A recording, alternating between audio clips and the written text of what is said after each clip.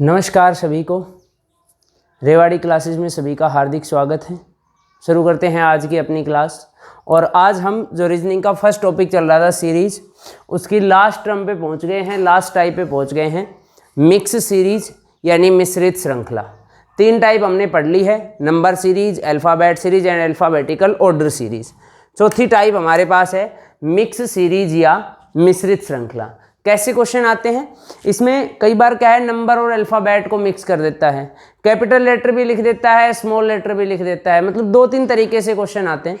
इसमें पहले हमें एक छोटी सी बात ये समझनी होगी कि जब इस टाइप का क्वेश्चन आएगा, देखो एक बार पहले आप देख के समझोगे तो ज़्यादा बेटर रहेगा। देखो एक क्वेश्चन मैं आपके सामने लिखता हूँ। सबसे पहले हम बात करते हैं, भाई हमने टॉपिक शुरू किया था सीरीज, और सीरीज यानी कि श्रृंखला। तो सीरीज या श्रृंखला की बात करें तो हमने पढ़ा था भाई, सीरीज का मतलब होता है कोई भी एक पैटर्न जिस पर टर्म कंटिन्यूअस इंक्रीज या डिक्रीज होगी तो उसको हम सीरीज कहेंगे। क्लियर बात है। अब 4 टाइप की सीरीज थी। सबसे पहले नंबर सीरीज हमने पढ़ ली थी, फिर अल्फ़ाबेट सीरीज पढ़ी थी, फिर मिक्स अल्फ़ाबेटिकल ऑर्डर सीरीज पढ़ी थी।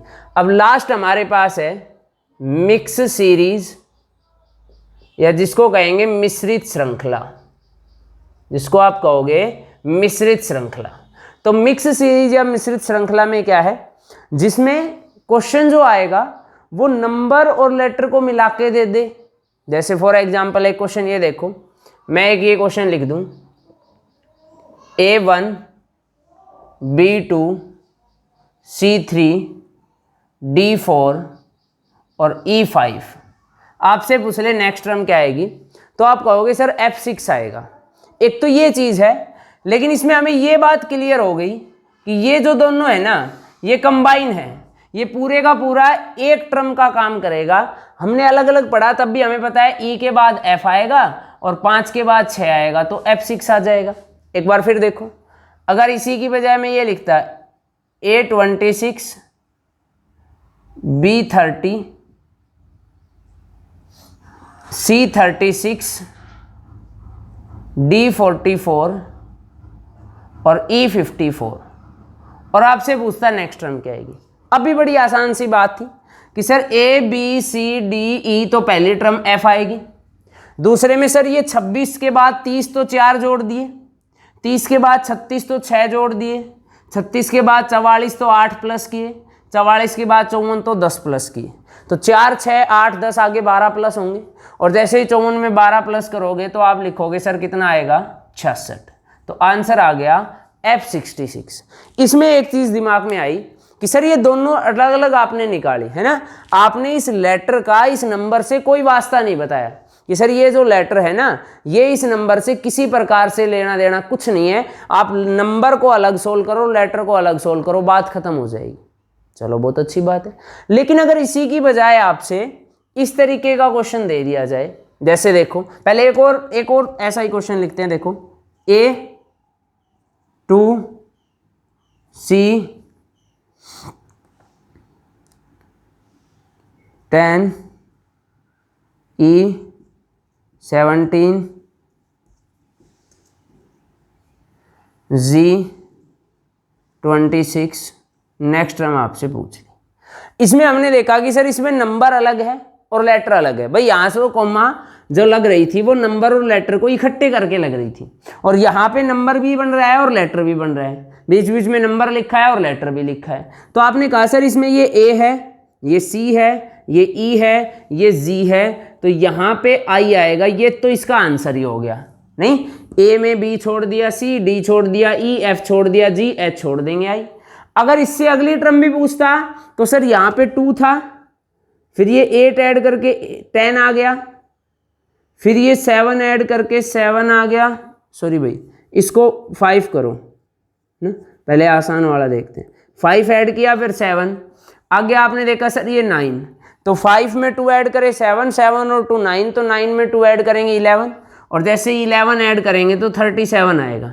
या फिर आप इसको कह दो सर ये है 2 का स्क्वायर प्लस 1, ये है सर 3 का स्क्वायर प्लस 1, ये है सर 4 का स्क्वायर प्लस 1, ये है सर 5 का स्क्वायर प्लस 1, तो आगे 6 का स्क्वायर 36 और प्लस 1 करेंगे तब भी 37 ही आएगा। तो मतलब एक तो वो तरीके के क्वेश्चन आएंगे जिनमें इन लेटर का इन नंबर से कोई लेना देना नहीं है, नंबर अलग बन रहा है और लेटर अलग बन रहा है। और दूसरे वो क्वेश्चन आएंगे जिनमें इनका वास्ता है, जिनमें इनका आपस में रिलेशन है और उसी के हिसाब से ये क्वेश्चन बन रहा है। आपस में उनका रिलेशन बनेगा कुछ कि नंबर और लेटर से रिलेटेड कोई बात है, और उसके बाद फिर उसमें टर्म आगे चल रही है। जैसे देखो मैंने एक, और मैं ये भी 2 एग्जाम्पल से बताता हूं। जैसे मैंने लिखा a/1, b/9, c/25 और d/49। अगली टर्म क्या आएगी? तो आपने कहा sir a b c d ऊपर आएगा e, नीचे 1 का वर्ग, 3 का, 5 का, 7 का, तो 9 का वर्ग आएगा 81। आंसर आ गया, बात खत्म। अगर यही क्वेश्चन ऐसे होता a/25, b/36,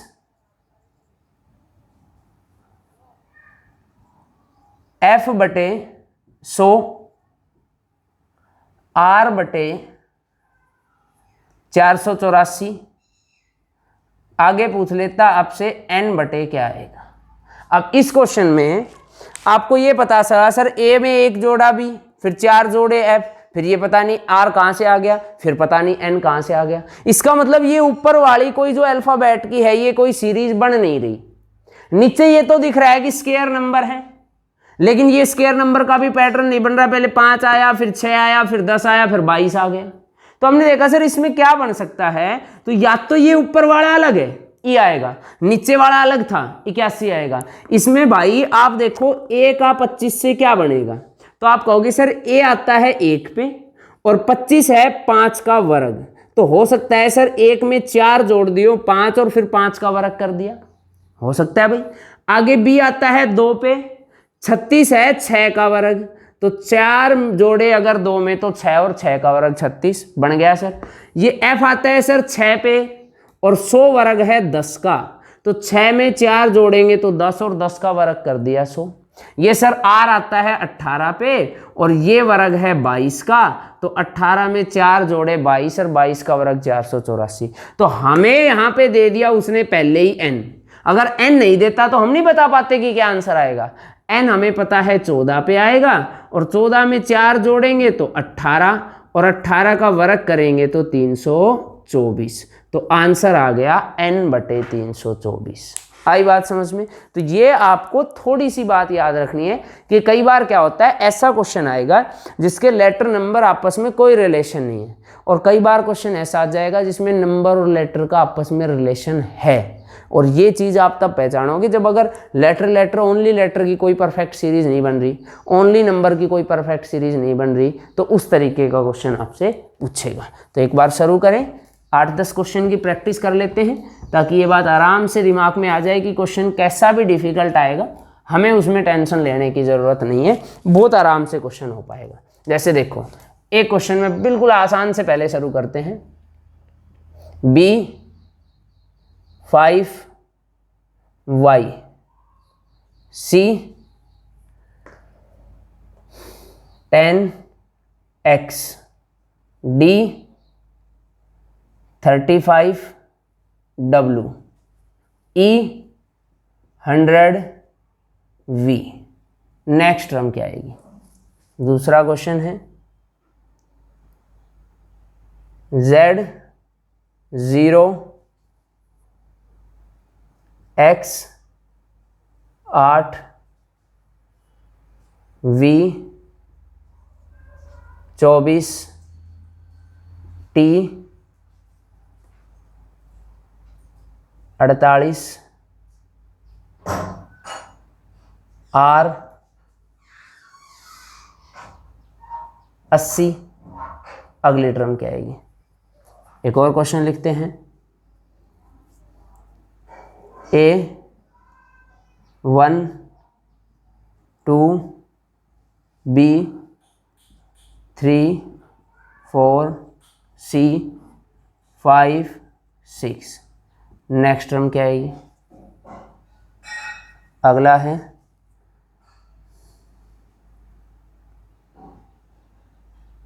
A 26, C 24, M 14, Q 10, R 9, J क्या आएगा? ये क्वेश्चन मार्क यहाँ पे है J के बाद, ठीक है। एक और लिखते हैं,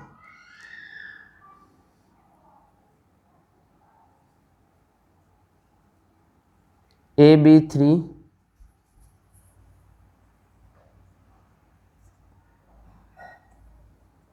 ZY51, CD7,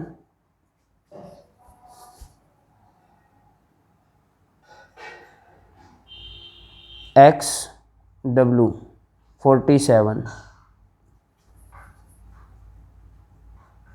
EF11, next term क्या आएगी? देखो ये 4-5 क्वेश्चन है, एक बार इनको डिस्कस करते हैं, बहुत आसान सी बात है।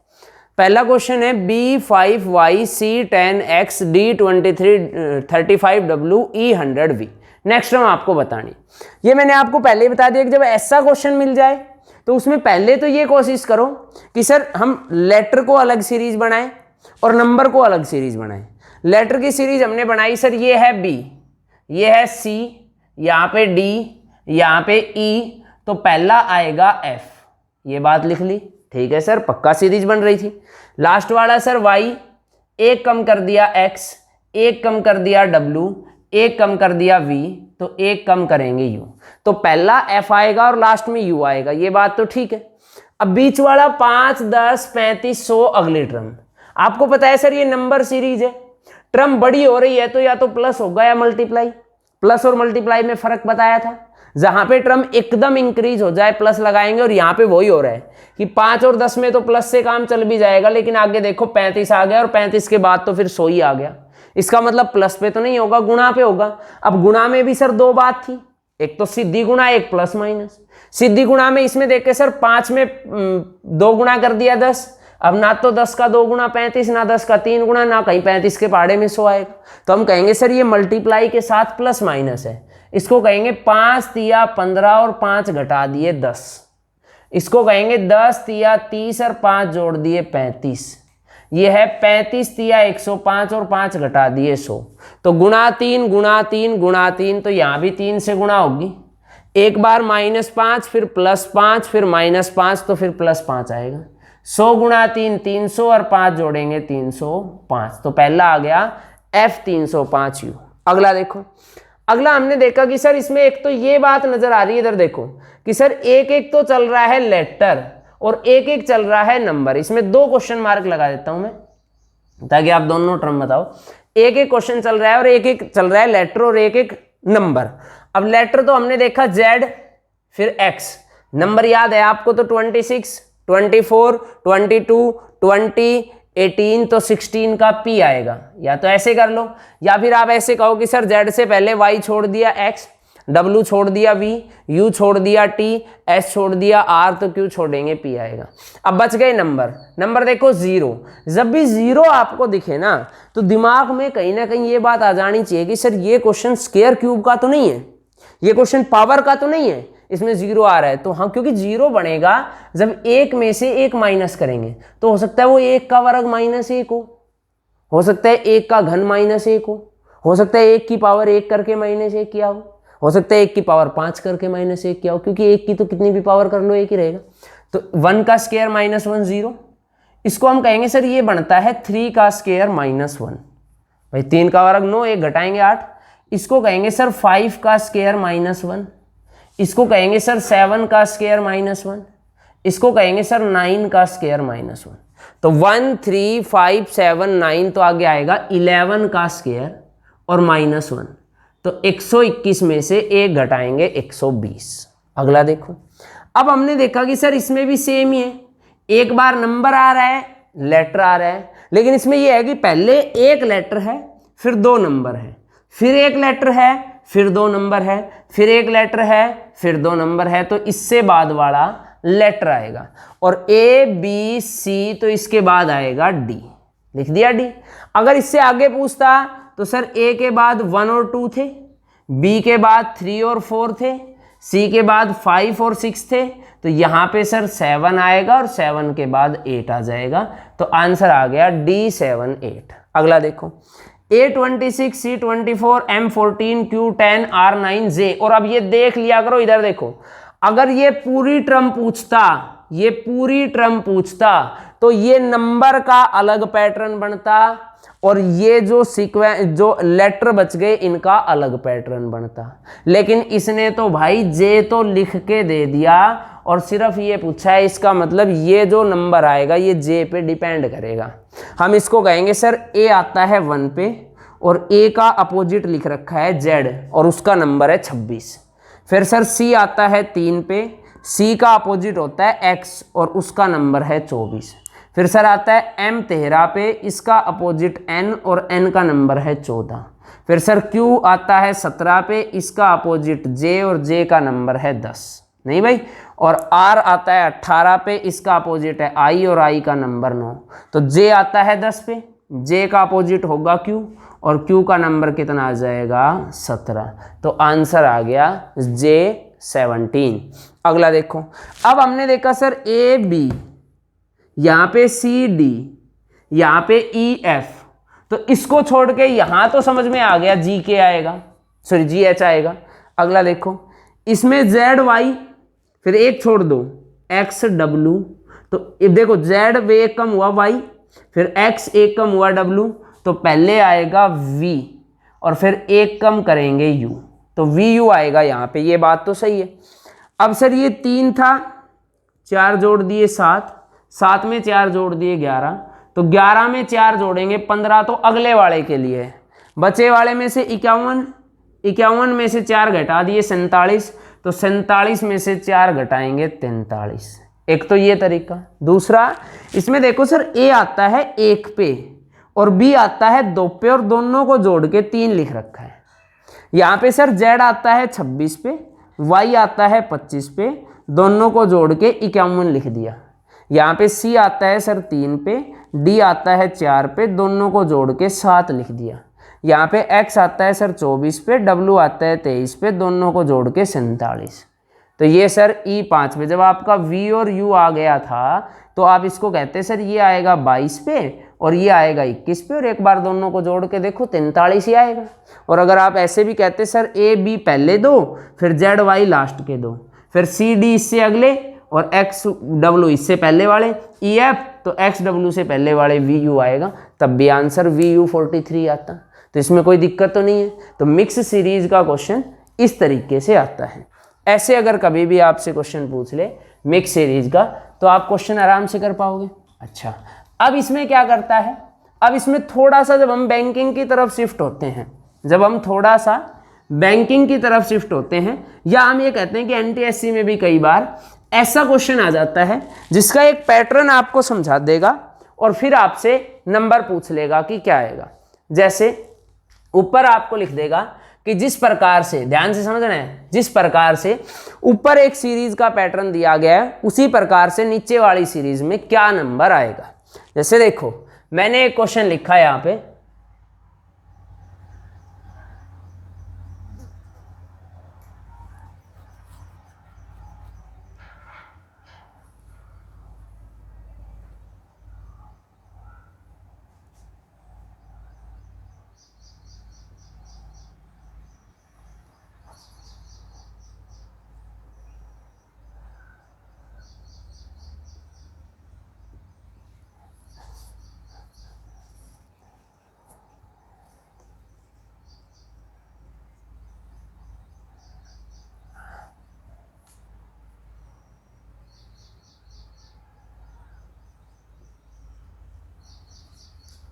यहाँ पे पूछ लिया आपसे, तो आपने देखा कि सर 4, 12, 28, 60, 124 क्या कहेगा, ऐसे लिख के दे देगा ये है A और ये है B, और आपसे कहेगा A और B का पैटर्न या A और B का ऑर्डर एक समान है, तो जो तरीका A में लगाया गया है वही तरीका B में लगाकर क्या आंसर आएगा।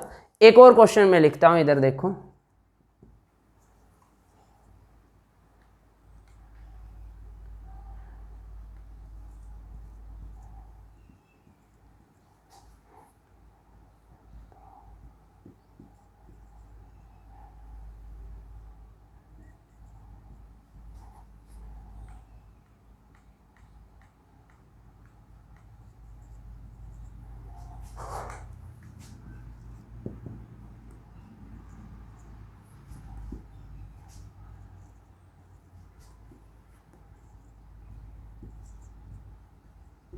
और दोनों में पूछ लिया, बताओ क्वेश्चन मार्क की जगह क्या आएगा। सही बात है।